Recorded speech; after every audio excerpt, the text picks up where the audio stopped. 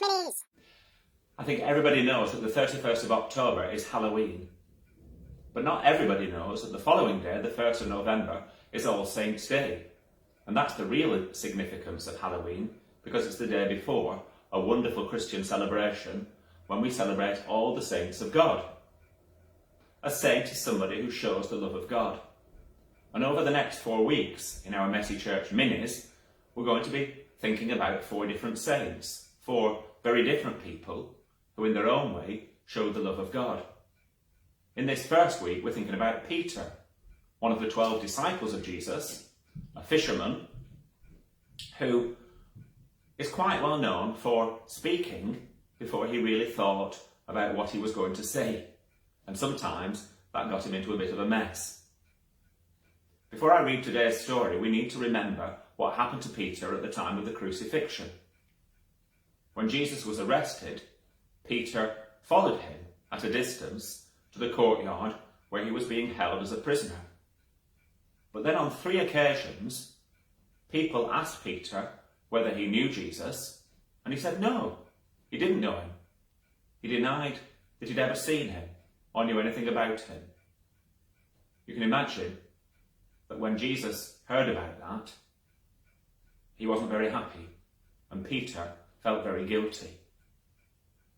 Well, after that, Jesus died on the cross, he was buried, rose again 3 days later, and over the next 40 days, he met his disciples, including Peter, in various places in Jerusalem and in Galilee. Today's story comes in John's Gospel, chapter 21, and it's set in Galilee, by the sea, where Peter and his friends used to be fishermen. On this occasion, they've been fishing, and they've come to shore, and they've found Jesus on the shore having a barbecue, cooking bread and fish, and encouraging the disciples to bring their own fish and put those on the barbecue. And then there's this very interesting story where Jesus asks Peter on 3 occasions if he loves him. This is Jesus' way of forgiving Peter, of telling Peter that he still loves him and he still has a job for him to do. Let's listen to the story. After they had eaten, Jesus said to Peter, "Peter, do you love me more than these others do?" "Yes, Lord," he answered. "You know that I love you." Jesus said to him, "Take care of my lambs." A second time, Jesus said to him, "Peter, do you love me?" "Yes, Lord," he answered. "You know that I love you." Jesus said to him, "Take care of my sheep." A third time, Jesus said, "Peter, do you love me?" Peter was sad because Jesus asked him the third time, "Do you love me?" So he said to him, "Lord, you know everything. You know that I love you." Jesus said to him, "Take care of my sheep." Then Jesus said to him, "Follow me." Following Jesus is exactly what the saints did.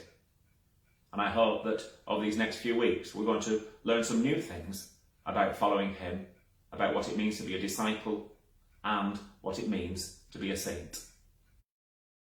In the story that we've just heard from Father Daniel, how Peter met Jesus with his friends on the beach to have a barbecue together, to cook the fish that they'd caught the previous night whilst they'd been out fishing. The thing that strikes me about that story most is how Peter was a fisherman. So to help us try and remember a little bit of that story, this week's activity is to make a boat, a little bit like these that we've been practicing making earlier. Now, my boat making skills, a bit like many other things, are not too good, so Michelle is going to teach me how to make a boat, and maybe if you watch these instructions carefully enough, you could learn how to make a boat yourself, and maybe teach one of your friends, or maybe teach a grown-up that you know, maybe a parent or a guardian, somebody who looks after you, somebody who's a close friend, or even a brother or sister. So hopefully you can share in the activity that we have today. So over to Michelle to teach me how to make a boat. You start with a piece of paper, this sort of shape, rectangular piece of paper. You don't want a square piece because that won't work. First of all, fold it in half and make a nice firm crease. If you make sure all your creases are firm, your boat will work better. And fold it in half again. Make a nice firm crease with your nail. But this time, open your piece of paper back up again and put it flat on the table. Now taking the corner, one of the corners where the fold is, you want to fold that towards the crease in the middle and press down firmly. And then do the same with the piece on the other side, the other corner. Already it should start looking a bit boat-like with a sail. You should now have a flap, 2 flaps at the bottom. So take your flap, one of your flaps, and fold it up, like so. And so it doesn't flap about, I turn it around for you to see. You fold these bits down, it will secure it into place. To make it more firm, if you put it on the table, you can press nice and hard with your nail. You want to turn it over and do the same with the other flap. So fold it up, like that. Turn it round and fold the flaps over to secure it into place.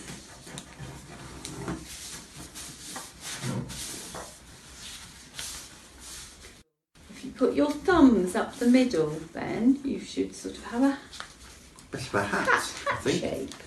There we go. Party hat. So put your thumbs in the middle and pull, and it should turn it into a diamond. Or a square. Or a square, yes. Again, if you just put it on the table and press firmly, it's really important you get your creases firm because then your boat will work more easily. Okay, we're going to now turn your diamond back into a triangle again. So you take one of these flaps and fold it up to the top.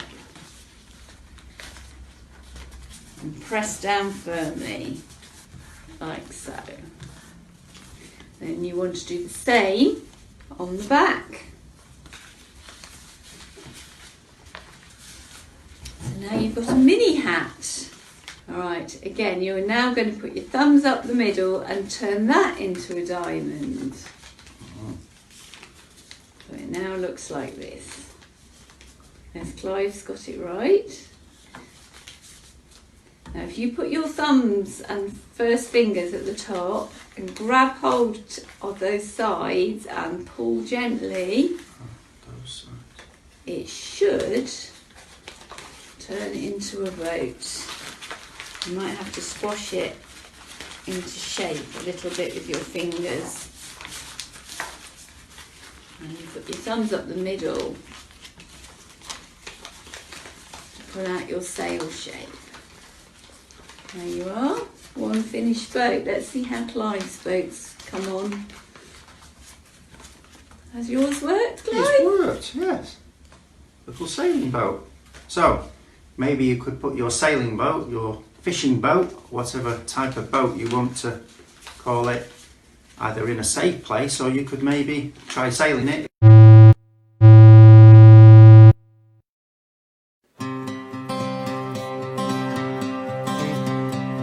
In my wrestling and in my doubts, in my failures, you won't walk out. Your great love will lead me through. You are the peace in my troubled sea. Oh, you are the peace in my troubled sea. Yeah. In the silence you won't let go. In the questions your truth will mold. Your great love will lead me through. You are the peace in my troubled sea. Oh, you are the peace in my troubled sea. Come on and celebrate. My lighthouse, shining in the darkness, I will follow you. Oh, my lighthouse, I will trust the promise. You will carry me safe to shore. Safe to shore. Safe to shore.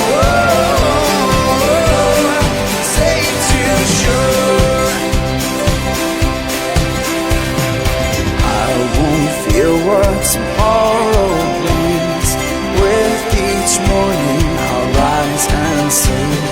My God's love will lead me through.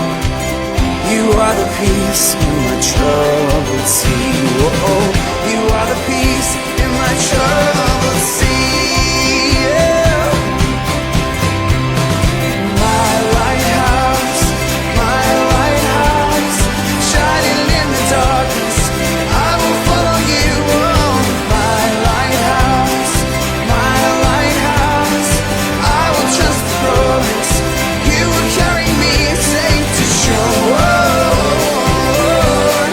Safe to shore. Safe to shore. Safe to shore. Far before us, you're the brightest. You will lead us through the source. Far before us, you're the brightest. You will lead us through the storm. Far before us, you're the brightest. You will lead us through the storms. Far before us, you're the brightest. You will lead us through the storms. My lighthouse, shining in the darkness, I will follow you. Oh, my lighthouse, I will trust the promise. You will carry me safe to shore. Safe to shore. Safe to shore. Safe to shore. May the grace of our Lord Jesus Christ, and the love of God, and the fellowship of the Holy Spirit be with us all, evermore. Amen.